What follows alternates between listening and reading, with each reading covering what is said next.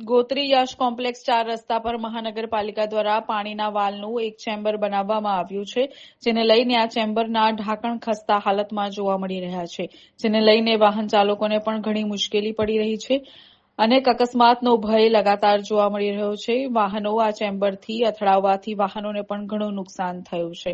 મહાનગરપાલિકા કોઈ ધ્યાન આપતું નથી. ગમે ત્યારે વ્હીકલ આ ચેમ્બરમાં પડે અને કોઈને જાનહાનિ થાય તેવો ભય વાહન ચાલકોને સતાવી રહ્યો છે. વારંવાર મહાનગરપાલિકાના રજૂઆત કર્યા છતાં પણ તેનો કોઈ નિકાલ ન આવતા હોય વાહન ચાલકોને અવરજવરમાં ખૂબ મુશ્કેલી પડી રહી છે.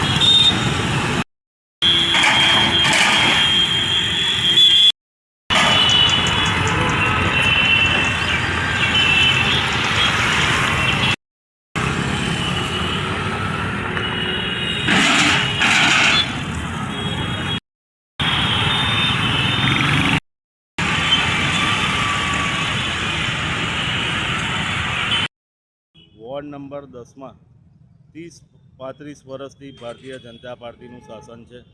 આ એક ઉત્તમ ઉદાહરણ છે કે જે પાણીની લાઈન બનાવેલી છે ઓપન ક્લોઝ કરવાનો વાલ્વ, એ બી અનગઢ વહીવટ કહેવાય કે રોડની વચ્ચે આ ચેમ્બર બનાવી છે.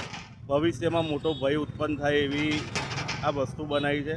એમને રોડની બાજુમાંથી પસાર કરીને આ ચેમ્બર ખસાડવી જોઈએ, કારણ કે જો ભારદારી વાહન જો આમાં અથડાઈને એક બાજુની એંગલ આખી તૂટી ગઈ છે, જેનાથી ગાડીઓને બી નુકસાન થાય અને મનુષ્યને બી નુકસાન થાય એવી આ વસ્તુ છે. એટલે પહેલાં તો વોર્ડ ઓફિસરને કહું છું કે તમે ફિલ્ડમાં ફરો તો આવો પ્રશ્ન ઊભો ના થાય. લોકોના જીવ જઈ રહ્યા છે, લોકોનો અકસ્માત થઈ રહ્યો છે, તો આ વહેલી તકે નિરાકરણ કરવાની જરૂર છે. જાહેર જનતા દ્વારા મારી જોડે રજૂઆત કરવામાં આવી હતી. મીડિયાના માધ્યમથી આપના એ લોકોને જગાડવા માગીએ છીએ. વોર્ડ ઓફિસર હોય, વોર્ડ એન્જિનિયર હોય, જે તે અધિકારી હોય, જે તે કોન્ટ્રાક્ટર હોય, વહેલામાં વહેલી તકે એનો નિકાલ લાવવો જોઈએ. નહીં તો મોટી દુર્ઘટના ઘટશે, એના જવાબદાર સંપૂર્ણ તમે રહેશો. વોર્ડ નંબર 10 હાર્દિક આમોદિયા, કોંગ્રેસ પ્રમુખ.